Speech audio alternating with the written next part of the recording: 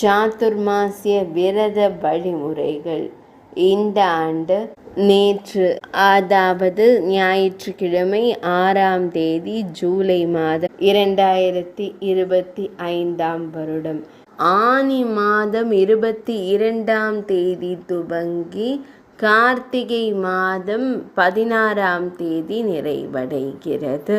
இந்த ஆண்டு சாதுர்மாசிய விரதமானது மொத்தம் 120 தினங்கள் வருகிறது. முதல் 30 தினங்கள் சாக விரதம், காய்கறி தவிர்த்த விரதமாக அனுஷ்டிக்கப்படுகிறது. இரண்டாம் 30 தினங்கள் ததி விரதம், தயிர் விரதமாக அனுஷ்டிக்கப்படுகிறது.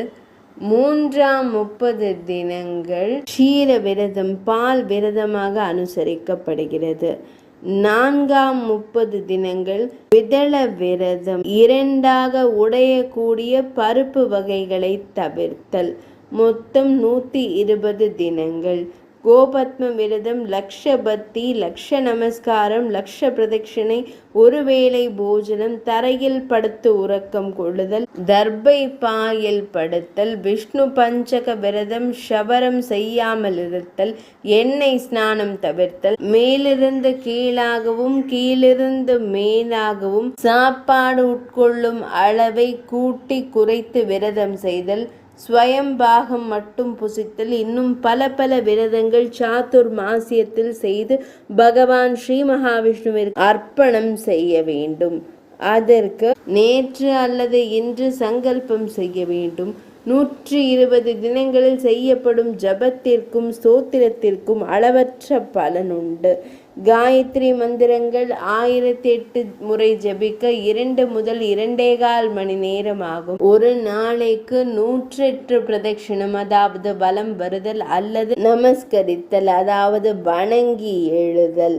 இல்லத்திற்குள்ளேயே பலகையில் சுவாமியை அமர்த்தி செய்தால் பலன் நிச்சயம் உண்டு. ஸ்ரீ விஷ்ணு சஹஸ்ரநாமம் ஒரு நாளைக்கு 1 என்றாலும் ஓர் 5ஐயும் கூட்டி படித்தால் 125 முறை பாராயணம் நடைபெற்றுவிடும். பிரணவத்துடன் கூடிய நமோ நாராயணாய மந்திரத்தை உச்சரித்தல். இவ்வாறு இருக்கும் அஷ்டாட்சர மந்திரம் அனைத்தும் தரவல்ல மகா மந்திரம். 108 முறை மகான்களிடம் உத்தரவு பெற்று ஜபிக்க சுமார் 10 நிமிடங்கள் தான் ஆகும்.